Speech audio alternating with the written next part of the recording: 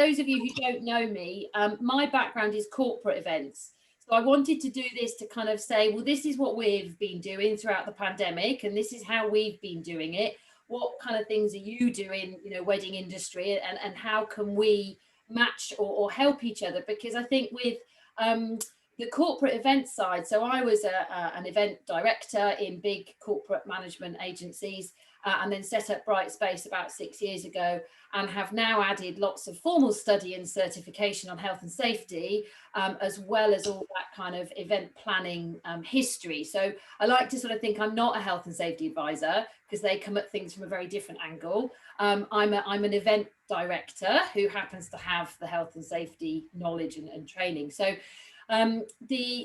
what I've been doing throughout the pandemic is actually working with my clients on how to do COVID secure filming usually. So even in like the real strict lockdowns in November and through then on into this beginning of this year, people were out there doing potentially quite big events, up to 40 or 50 people in a fully COVID secure way. So I kind of think I've got the real extreme version of how to do this, but also now moving forwards into the how do we make it a much nicer experience for the guests and what we think might be coming in the future. So that's sort of why I wanted to do this one, and particularly for the wedding industry, when that announcement came a couple of weeks ago, it was a bit of a curveball. We were either expecting a yes or a no, and we actually got like a yes but kind of answer. So I thought, right, let's see what we can do with people in the wedding industry, because that's a bit of an unexpected, and now you're in this weird twilight zone where you've got kind of events that were supposed to be completely normal that sort of are but really aren't, and are people still doing them or not? So those of you, did anyone have stuff cancelled based on the announcement? And just a simple hands up. Or was there nothing actually booked for that bizarre little window we're now in? I had a half and half. Oh, okay, yeah. So she's carrying on with the day, yeah, but she's moved the night to, she's just going to basically stick a marquee in a field now and have a party on the night, so she gets to wear a dress again. But the venue are not allowing any kind of music or dancing. So, and she had to switch rooms, which wasn't overly chuffed about, in order to be able to, it was either lower the numbers or move rooms to a bigger room, so you can have your same numbers, but it's a corporate room as opposed to a really pretty wedding room. So she, so she wasn't overly happy, but she still wants to get married, so she's going ahead with that, and then she's just going to stick a marquee in a field and have everybody dance in a couple of weeks when she's allowed. Oh, so she's going to wait for the evening post the 19th of July. Yeah. Oh, okay. Yeah. Hybrid wedding. Absolutely. Michelle, I think, did you have a yeah, I've had all the different variations, I feel like. So I'm a planner, wedding planner. So I've had one couple shift completely for a full year again. So they're now on their third move into year 3. All because one half of the couple wanted dancing. Awkward. Hopefully they'll still be together by the next year. So yeah, I've had one complete shift. Day after that. I have one that has continued but has decided to go lower numbers because the venue are a dry hire venue, and have essentially said they are refusing to do a risk assessment and reevaluate their social distancing numbers. At one point even said that they didn't need to complete a risk assessment at all, which obviously has now changed. That wedding is taking place on Thursday. And I've also had a couple that have actually were 2 days before the rules, so for the 17th, and have completely cancelled and are going to have a destination wedding in a few years' time. Okay. Oh, wow. It's so different having these conversations than corporate conversations. I've just got all goosebumps now thinking about, they're real stories, aren't they? They're not people launching bits of metal or products, and it must be so much more emotionally involved to kind of have to keep replanning. I don't know, but I'm guessing that's why there's some couples out there who've just gone, oh, for God's sake, I'm just going to stick with it, we're just going to do it in this environment, because We just cannot bear the thought of doing it all over again. So I think, you know, what we've noticed in the corporate world is that some clients are now at that point. They feel a bit like the couple, you know, they're like, oh, for God's sake, we're just going to do it. We're just going to make it happen, because this is dragging on for so much longer than everybody thought. So, brilliant. Okay, well, that was a really good little insight as well as to what's happening. I'm going to click some slides on just because it helps me stay vaguely structured in what I'm talking about. So, whoopsie-days, where did that go? Ooh, what can you see? Can you see my thing? Oh, you mean that? That really didn't work. Right, let's try a different share. I've got buttons, but the buttons are broken today. Right, hopefully you can see my slides now. Yeah. There we go. Right, so yes, this is kind of working exactly how I was hoping it would do, which is a nice knowledge share. So I'm quite glad that then no one else was interested. They're missing out, not us. So the general kind of background really is I wanted to give some resources here in terms of the general infection picture. Because I think it's very useful if you've got maybe nervous brides or nervous venues or places that are possibly in hot spots, that there's some really good resources here to check your levels. So have people seen these? Yes, no?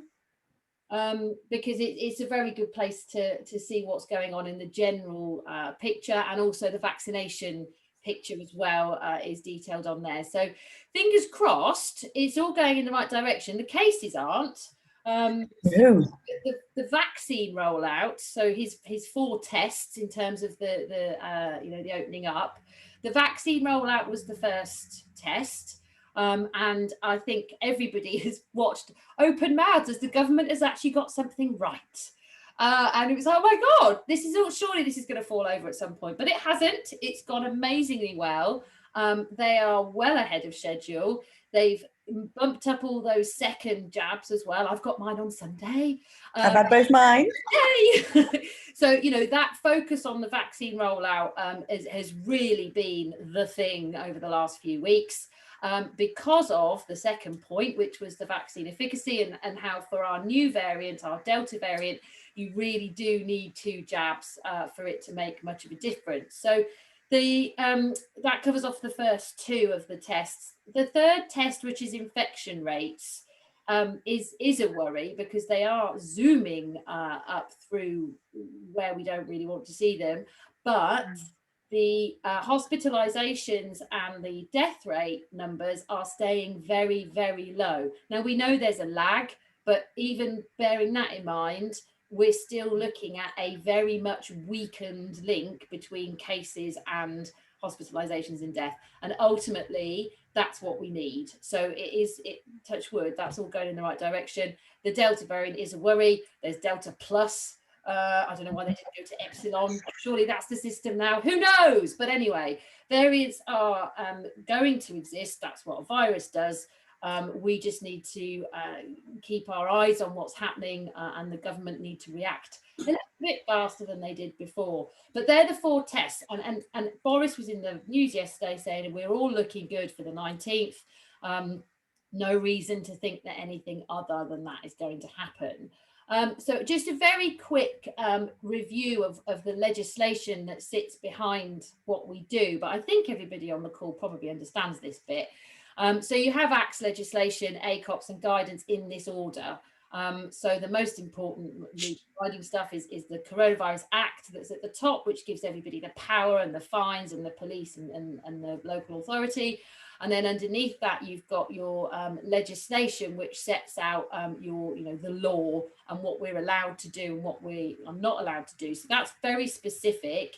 It tries to be black and white, but because very little has been tested in court, there is a lot of ambiguity in there. And there's not a lot of detail. Legislation tends to be very, top level. And not massively helpful for what we're doing.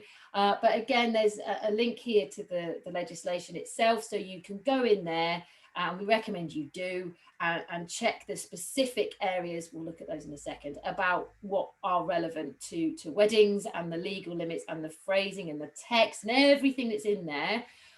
because it is different at times to the guidance. Now, again, hopefully everybody's very familiar with this guidance, because this is sort of where we all need to hang out. Michelle said there's been a change already. And yes, the challenge is trying to find out what the change is, because they don't often really highlight it that well. So the key is to make sure that you're really familiar with it. Those of you who do corporate events, there's tons that double cross over, and it was Vicky, wasn't it, who's got a wedding plus going on. So hopefully, can you see my screen launch? That's correct. Yeah, so this is where it all is listed, and helpfully there is a single one for weddings and civil partnerships, so that there's a single focus for you guys to keep your eyes on. When we add in other things for events, we kind of have to now go and have a look down here, which is construction if you're building things, performing arts if you're doing concerts, and hotels, and other guest accommodation, and then there's a visitor economy thing, but that is events. So largely speaking, if it's a wedding and nothing else, you are safe to stay in those wedding guidance. If you start adding on accommodation and other dinners, then you are going to need to look at the other guidance. But the guidance is not legally binding. The guidance is suggested ways for you to comply with legislation. So it is important, and it is issued by the government. And if you don't follow it, you would have to explain yourself to a very curious, inspector, either from the local authority, or if you're in the sort of area where the HSE get involved, an HSE inspector. So the media is very keen on that, it's not legally binding message, but as professional organisers and professional planners, that kind of isn't relevant. The important thing is this is the government's advice, and we really should be following it. So hopefully that's all familiar for you guys. Right, and then this is the actual weddings and civil partnerships area. Now I started highlighting the relevant and realised kind of all of it was relevant, so I stopped with that. But also, on the assumption that you know where this is, and you are familiar with it. But the key bits that we'll look at in a second are about risk assessment and things like that. So the legislation itself, the specific legislation, sets out, first of all, it starts from a position of social contact that's allowed. So at the moment, that's 6 indoors, 30 outdoors. It then goes on to list your exemptions, of which we then fit in for weddings. And the legislation states that there's no limit, providing it's held in a COVID secure venue, but that it's still limited to social numbers if we're in a private, house or private garden. And that if you are outdoors, we now go out to a different set of legislation that was I think it was the smoking at work legislation, which defines what outdoors is. And you must have 50% of your structure needs to be open for it to qualify for an outdoor event. So they're the sort of the main headlines. And like I said, I'm not the wedding expert, so if I've misinterpreted that, please do shout, because it is possible. The guidance for weddings gives, as with guidance for everything, gives a lot more specifics, gives a lot more detail, and kind of helps to shape the legislation as to how they intend it to be brought by. There's the link. The weirdy one is that it currently says you need to allow space for social distancing between households. This is my understanding of it. But that the actual social distancing is a personal and individual risk assessment, because it comes under social, friends and family contact. Now, for me, the difference there is with staff at the wedding and guests at the wedding, because if you are staff at the wedding, then you are covered under the Health and Safety at Work Act, and your employer has to deal with you as if you're at work, not in a social situation. So at work, we still have to do social distancing. So that's just one slight change, is that anyone working at the event really should be social distancing from everybody. the guests themselves are allowed to use personal and individual risk assessment because they are friends and family. That's how I've understood it. But that's what I've said. But as we've kind of covered in the chat earlier, the problem that people are having at the moment is that the allowing space for social distancing suddenly means you need a massive room. So the social distancing stuff isn't actually legislation. It is in Scotland and Wales and Northern Ireland, but it doesn't feature in the UK law. It's only in the guidance. So the 19th of July stuff, although they say they want to review social distancing, there's no guarantees that they will, particularly with Delta floating about. So I think it was Vicky who said we definitely need to keep a close eye on what happens. Oh, Michelle, that's a lovely idea. Yes, so you've actually proactively gone out and said, how fussed about this are you? Do you want to social distance or not? See, and what I really like about that is it's bringing in a concept which is quite strong in corporate, but might not have kind of translated as such into the weddings, is mental safety and people's feelings and how, you know, the anxiety levels about attending big, busy events. You know, especially if they've been working from home the whole time, you know, and they hardly see people. You get all their shopping delivered, they haven't really been out. The wedding could be the first time they're suddenly in this really big group of people. So yeah, having that proactive approach and asking about social distancing is an excellent idea. And otherwise, yes, you kind of end up with having to plan for social distancing, and then everybody ends up scooching together and you have a very odd setup. So that's a good point. Thank you. So the other thing that's separate from the restrictions legislation is face coverings. So that might not go at the same time. I mean, you would like to think that for weddings they treat it a little differently to the rest of the working kind of rules. But again, it's one to watch because it doesn't all come under the same banner. Food and drink, obviously, at the moment, we're serving at tables. The canapé reception has gone, the drink reception has gone.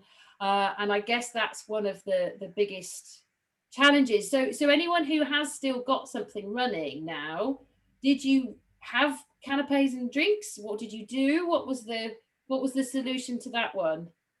Michelle? So so I have an Indian wedding on Thursday.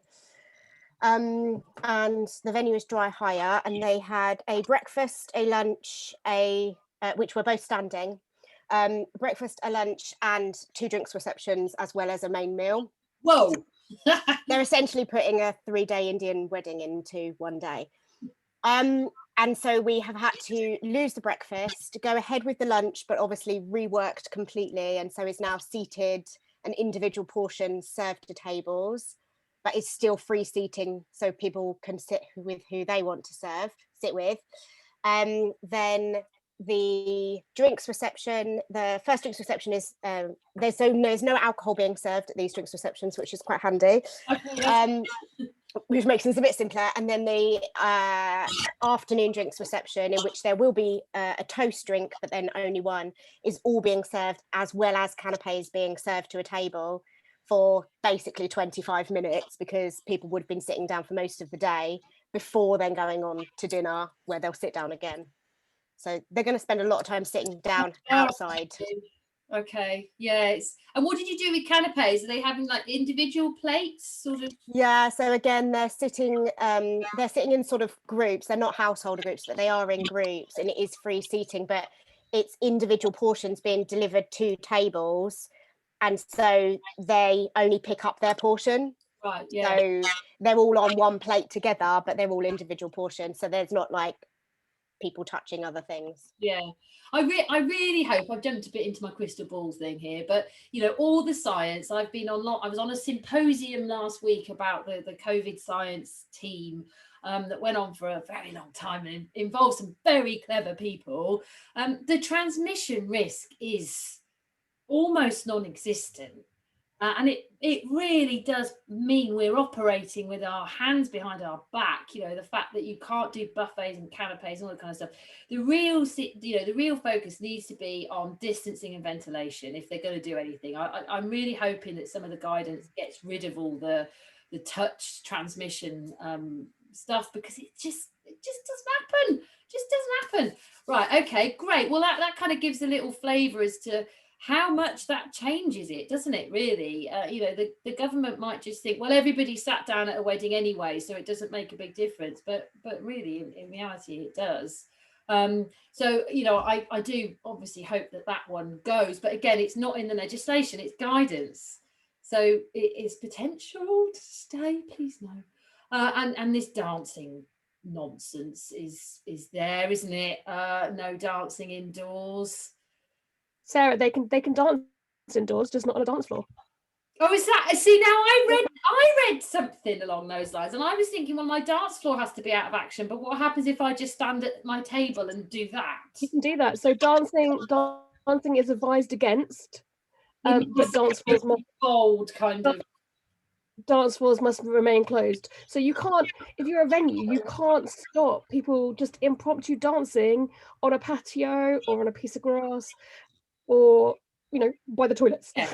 So, I'm glad you said that, because I thought, I don't really want to say that. No, there's been some ambiguity about that, and I've seen in different places people are saying no dancing indoors. It's irrelevant whether it's indoors or outdoors.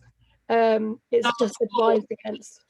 I do know that there are quite a few venues though that have got in trouble. So quite a lot of people pictures have appeared on Instagram of people dancing and DJs being booked and bands still being booked, and the venue themselves getting in trouble with whether they're a venue group or, for example, I work a lot with university venues, actually within the university are getting in trouble because that's their own guidance that they're breaking, so they shouldn't be seen to be going against it. And obviously people are posting pictures on Instagram, that's the tagging the venue, and so from the venue's perspective they are pretty much banning live music at the moment because of the bad experiences they've had with people dancing when it's advised. You can kind of see why, can't you? Is that, you know, if it's a fairly hard one to say, well, isn't booking DJs and bands is kind of the logical next step is that people are going to dance, you know, and to kind of pretend that they're not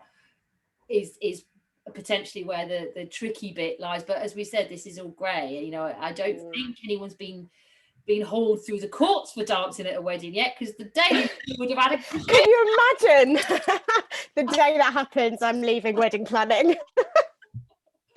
They can't. Yeah. That's the point. So in the legislation, it doesn't say, you know, it's the guidance, and the legislation part is it's just advised against. It's not. Yeah. And I know that Oxfordshire venues are being told to put it in their risk assessments to advise their couples not to dance, but impromptu dancing is fine. It says to advise. We have advised. The end. Yeah. Okay. Well, it's not for much longer, is it? Michelle, was that Oxford colleges you're talking about? No, I'm talking about not particularly colleges, but the external venues, so the Bodleian Library, Ashmolean, Science Museums. Maybe we'll have a conversation off of here, because I know exactly what they've been told because I wrote the presentation. So. Okay. Yeah, this definitely sounds like so the guidance is the guidance. It does change. Stay in it. Make sure you're aware of it. Check that last update date.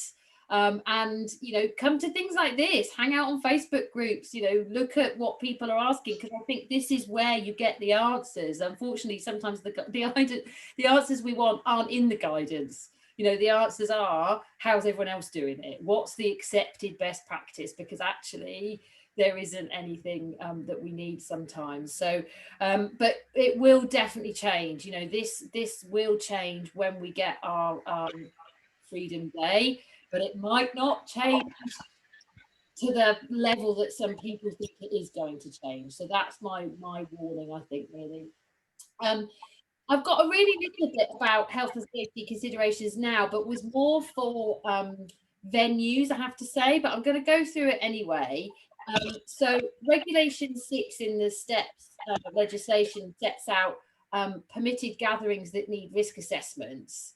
and specifically mentions a gathering organizer, who's the person responsible for organising the gathering, and the manager in relation to the gathering being the management of the premises, which for corporate events we're saying therefore is that's all we really get, is quite a clear direction that it's both parties have to do it, because there is often a lot of other stuff around a venue, not just the venue when it comes to corporate events.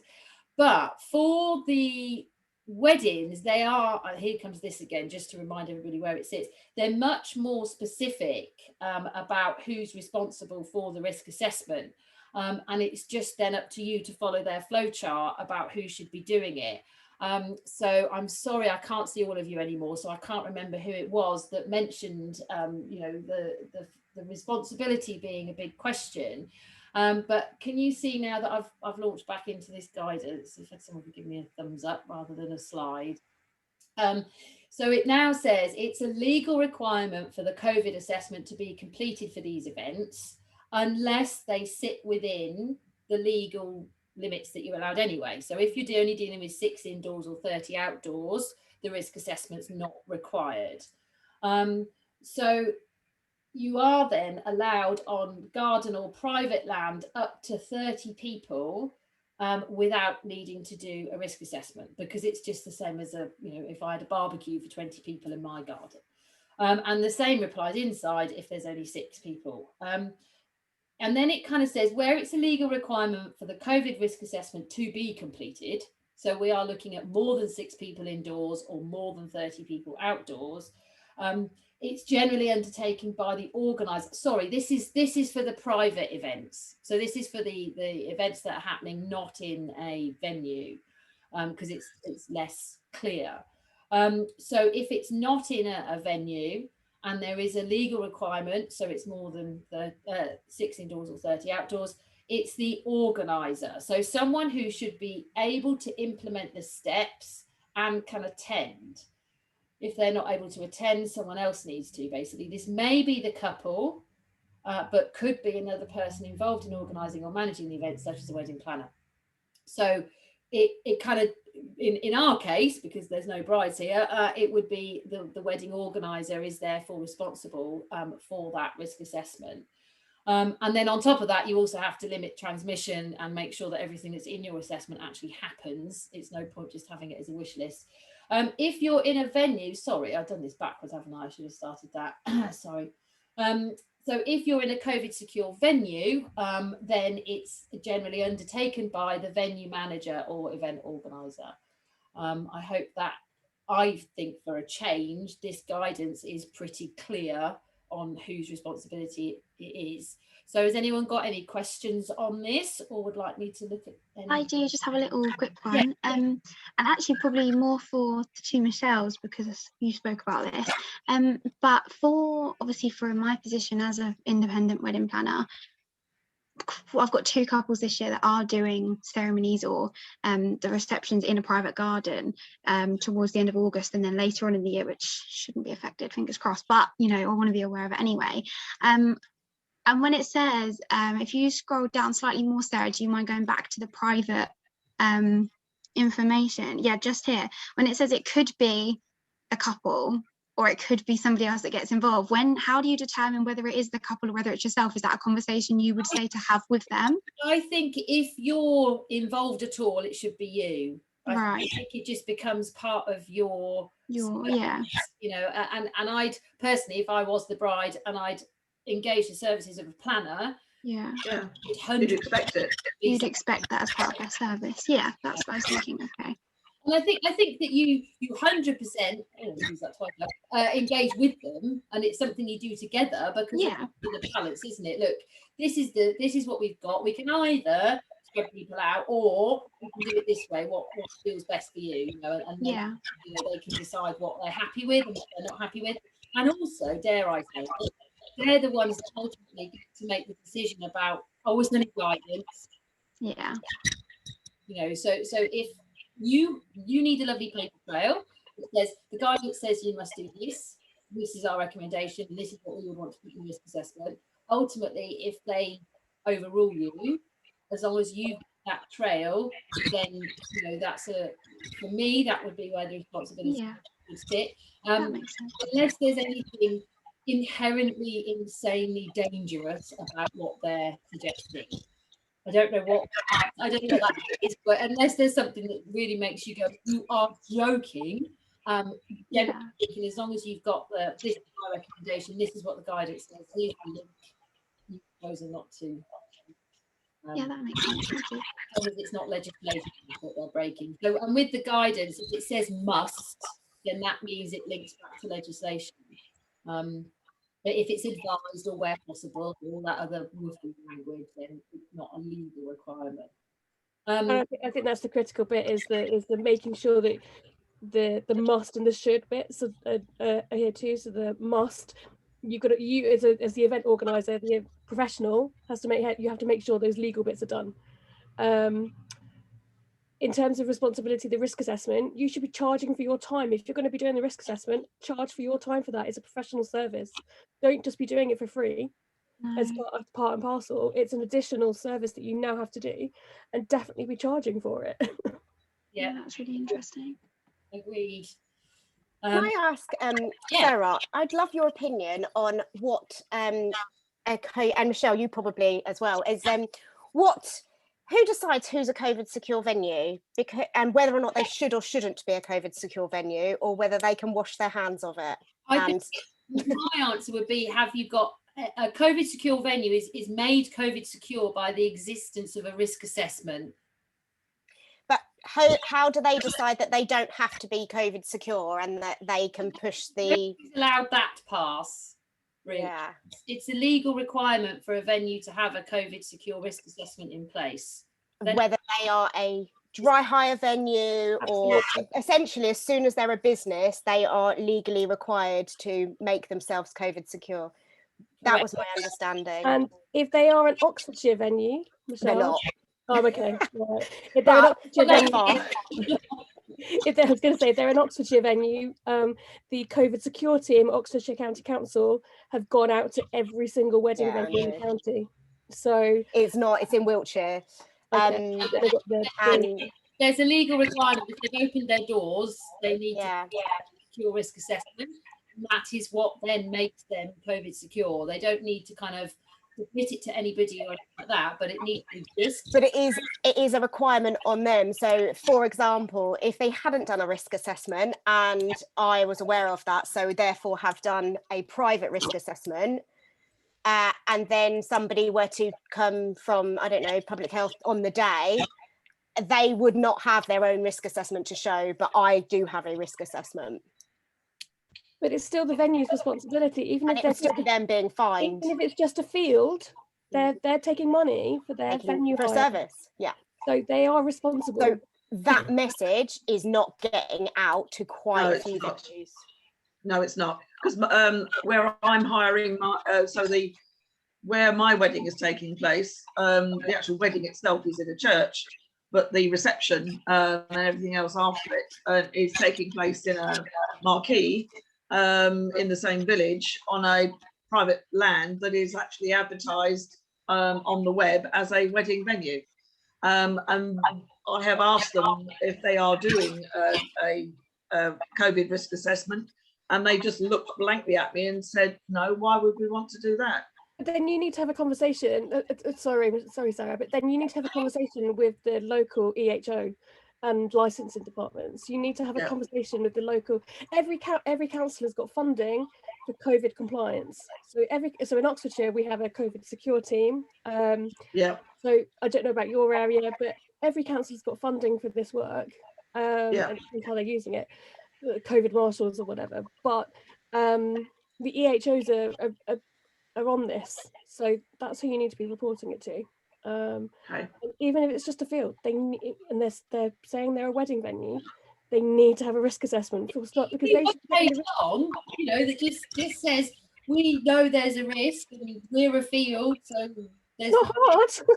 It's really not airborne risk, and we don't have anything for people to touch. So, but they need to have done something. It's illegal, and I'd be worried to say that I was organising something in a venue I knew to be illegal, personally. I find it incredibly. I am already worried, Sarah. Because if you knew full well that the venue you were using didn't have a fire safety assessment, didn't comply with the fire regulations, you'd be on iffy ground to book it anyway, wouldn't you? Yep. Unfortunately, in my particular case, the bride and groom and the venue had got together long before I got involved, and it was only when the whole event started to get more complicated that they asked for help, and that's where I was brought in. What I have done in the past, because I got fed up of banging my head on a brick wall, it wasn't a venue, it was a supplier, is I said, should we write it together then? And I kind of did it for them, but it was theirs, because I thought I'm not happy to not have one. This really is quite simple. They just need to do it. So I kind of guide them through the process. So that's probably what I would do in that situation, is say, well, really, all you need to do is tell me what you're doing to make your COVID safe, and I'll stick it in a table for you and call it your risk assessment. That's exactly what I ended up doing with this particular venue in Wiltshire. Is because I've actually taken the wedding safe version and I've talked them through it, and they've gone on a call with me and said, well, we'll put a sanitizer here and we've got cleaners doing this, and I'm kind of going, okay, well that's that bit. They've done stuff, they just haven't written it down. I need to move on, I'm afraid, everyone. So I'm just going to cover off the last couple of bits. So there's all this, but the good thing is you all know what a risk assessment is based on that conversation. So this is an example one from a corporate event, and wedding ones may look a bit different. There is no set way you have to do them. There are templates on the HSE website. For me, they don't really work that well for events because they are a bit more generic, whereas events have phases, don't they? They kind of, weddings have these, we do this first and then we go here and then we change the venue and then we have a different scenario going on. So I like something that's a bit more activity based rather than location based. But the main thing is to kind of work out what the hazard is, who it affects and how it's going to affect them, what measures you're putting in place to reduce that risk, and then any kind of measures or who's actually going to check that happens when you're on site. So there's a brief look at a risk assessment. Oh, that never rings. What happens before the 19th or after the 19th of July? Unfortunately, we don't have very long to look into that one. For venues, there's still a management of health and safety at work regulations. So there's the normal risk assessment. So I can see COVID just becomes an extra line. You know, you'll have electricity, fire, slips, trips and falls, COVID. But it's not really relevant for wedding planners.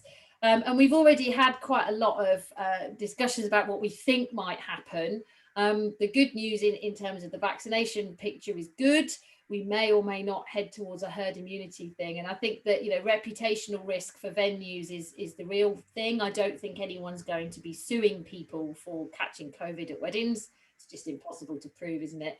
And there'll be less legislation, but more focus on the risk assessment for what happens. And I think it's going to happen underneath, you know, it's going to be all the safety stuff that will happen underneath the wedding. The wedding itself will look very normal and feel very normal, and there just might be a bit of extra sanitizer over there and a couple of extra toilets, and you know there's not going to be massive extras, but we are still going to need to be aware of, you know, what's happening.